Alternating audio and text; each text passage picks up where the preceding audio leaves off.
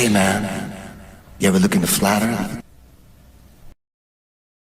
The staircase of disbelief. So we're going to tie here nihilism to flat earth, right? If you consider the ability for people, this is what you're talking about, the ability for people to grapple with very controversial parapolitical ideas, or with hugely alternative perspectives on, let's say, historical events, globalist politics, metaphysical ideas, just this sense that the great holographic illusions of reality must be encountered if you want to know what's going on. And there's different levels of that.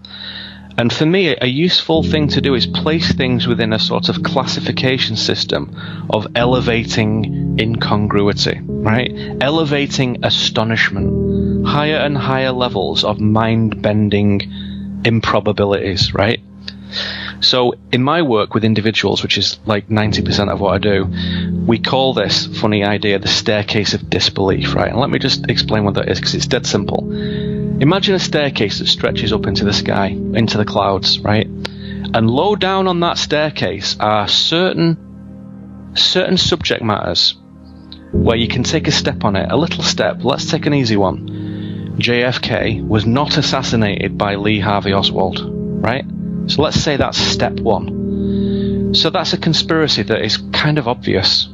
And anyone who's just looked at that for 2 seconds thinks, well, he can't have done. It didn't happen like that. There's something else that went on, right? Okay, well done. You've just taken your first step on the staircase, right? So you've got your foot on the first stair. You're on it, right? Let's take another one. Easy one. WMDs. Iraq did not have weapons of mass destruction capable of reaching England or America in 2003, which was used as the justification for an invasion of a sovereign nation. Weapons of mass deception is what was used. That's right, weapons of mass deception.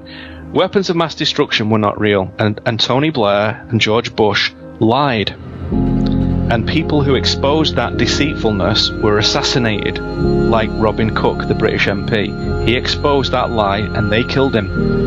Let's say that's step 2, right? You see where I'm going with this, yeah? Sure. And you're on the steps, and there's other ones. We could go through a bunch, but let's say you get the idea. Low down on the staircase, there's some slightly unbelievable ideas, but nevertheless they are true. And once you've taken a few steps up there, you then start to get the idea that the world is not the way you thought it was. And then you get, let's say, midway on the staircase, 9/11. 9/11 was not due to 19 Arab hijackers. First and foremost, because many of them have turned up alive. Fact. Go and check that out.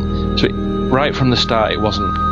And then we meet, and you and I have spoken to this woman, Judy Wood, and people like that, who have got a clear, thinking head on the shoulders, who are not swayed by nonsense, not pushed by trends and popular themes, not threatened, who tells us that there's a serious problem on that day.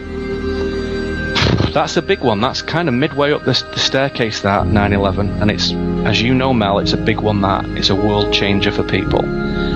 So that's a classic, what I would call in the old days, Stargate event. Once you've moved through that Stargate of that, 1 or 2 years personal study, things are never the same again, right? So let's say that's midway on the staircase, and on the next stair, mass shootings are often faked. So easy to see and prove that, so easy. But you see now, if you haven't ascended the previous stairs, you can't believe that. You cannot believe the idea that the US and UK governments, operating under instructions from global empire, routinely murder children and women and men to advance gun restrictions, aggressive mental health care policy, and a sort of, increasing dependence on the state. That's unbelievable if you're not already gone up the staircase. Are you with me? Most certainly. Right? Whereas if you have walked up some of those stairs, prior stairs, you think, well, I can imagine that, to be honest. I'll need to take a look. I'm not just going to believe it willy-nilly just because Mel said it, but I'm going to listen to what the evidence is provided with all these different guests that talk about shootings and psyops and whatnot, and I'm going to check it out. And it really isn't very difficult to be a quality researcher. It's really not. You need to train yourself, you need to develop discernment. It takes a while, but it's not hard. It really isn't that hard. And when you look at it, you see the staggering problems, particularly all the doctored photographs in Sandy Hook. Big giveaway, big giveaway. Another one on the midway point. The media is not fair and never has been. Never has been. Once you start to grasp the magnitude of empire, that's not too difficult to get to that, right? And then you get to another one. This is a tough one for some people, because we're midway, we're getting higher on the staircase now. Is it possible that we conceive of a situation where all kinds of organisations, like the United Nations and the Bank of England and Black Lives Matter and Antifa, anti-fascism, Occupy, Campaign for Nuclear Disarmament, Women's March, is it possible that those groups are actually bad? That they appear to be grassroots uprisings of people wanting equity and justice? Of course. No, wrong. That's not what they are. They've not arisen organically, and they do not represent reality. They are conditioning beacons, and they suck in the unwary and empty them out. They sort of amplify unreality only to create this extended movie, this long play movie that goes on and on and on and on. Fake polarizations, always fomenting division, always exploiting the weakest members of society, people with nothing, who don't have a chance to sit back and educate themselves, who don't have a chance in hell of that. They are the foot soldiers of those groups. Oh wow, really? So all that anti-fascism stuff and all those good people who think that that's all garbage. That's right, that's garbage, all of it, all garbage. That's a tough place to be. If you can stomach that, then you get further up, let's say the top parts of the staircase. World War II is almost the exact reverse situation as we've been taught in the timeline. Almost the exact reverse of everything. Who the Allied powers are, who the Axis powers are, it's almost back to front. World War II is one of the biggest psyops that you've ever seen in your life because of the extended period of time for it. The Holocaust, millions of Jews. Did millions of Jews die as part of a organised final solution in gassings? Did that happen or did it not? And then you come to other things that are more impersonal. The sun and the moon, they're not far away. They're not what we think they are. Before the sun and the moon, let me just mention this. If that is true, the Holocaust did exist, then why is it that the deaths that happened in the former Soviet Union, which were... It dwarfs what happened in Poland, Austria, in all those countries, Germany. Why is that not publicized as much as the others? Right, exactly. That's part of like 100 things to look at about World War II. That's like number 58. Absolutely. You're absolutely right. Really important, but do you see what I'm saying here, Mel? Because you've already taken many steps up the staircase, I can walk into your living room and say, hey, how about that Holocaust? And you're like, I know, it's crazy. I wonder what the situation is. There's so many question marks. You can do that in 2 seconds because you've already walked up the staircase. Even if you've only just heard that bit for the first time, stair 78 for the first time. Yeah, but don't go to Europe to question that because you'll go to jail. You'll go to jail because people in Europe are not allowed on the staircase. They're not allowed on it at all. If I go down to the local coffee shop here in my little town in Washington State and start talking about that, I think the police would arrive and they'd take me off in a truck, and think, well, that's some sort of racial hatred thing. What on earth are you talking about, you anti-Semite, racist, xenophobic, bigot, white, privileged bastard? What on earth are you talking about? No, you wouldn't do it because we know that no one's gone up that staircase. Nobody's done it. You go up further. The Earth is not a sphere. The sun and the moon are not what you think they are. Same size, not far away. There is no gravity.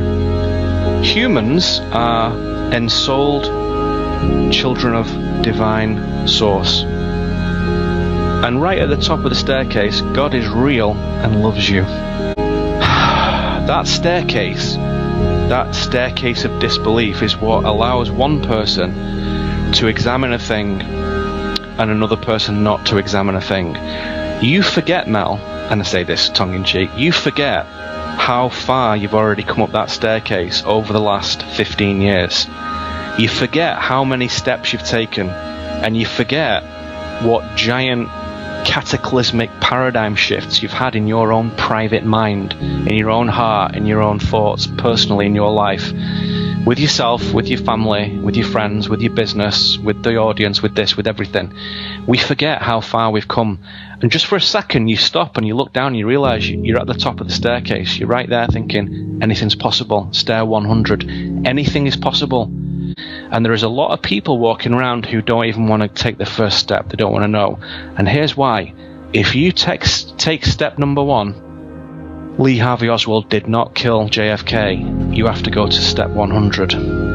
You have to go all the way up to step 100 in due course. And deep inside, everyone knows that, and they don't want to take that journey because it's hard. It's hard, it's ugly, blood will be spilt, people will be lost, people will disappear, people will laugh at you, people will take business away from you, people will mock you, people may even lock you up. So most people, they hover the foot over that first stair, you know, when you're just about to stand on a stair, and they think, you know what, if I take this first step in due course, in the fullness of time, I might have to go all the way to the top. Flat Earth, God. I don't know whether I can do that. I don't even know whether I want to go there. And again, I emphasize this point, every single stair is a question mark. It's not whether this is the case or not. That's a very personal decision. We don't need to objectively agree on anything here. It's a personal journey, a personal staircase. All they are question marks. Flat Earth, there's a lot of big important questions there. Really, really important questions. Anyone who writes that off needs the brain examining. They need to go back and get the crayons out and start again.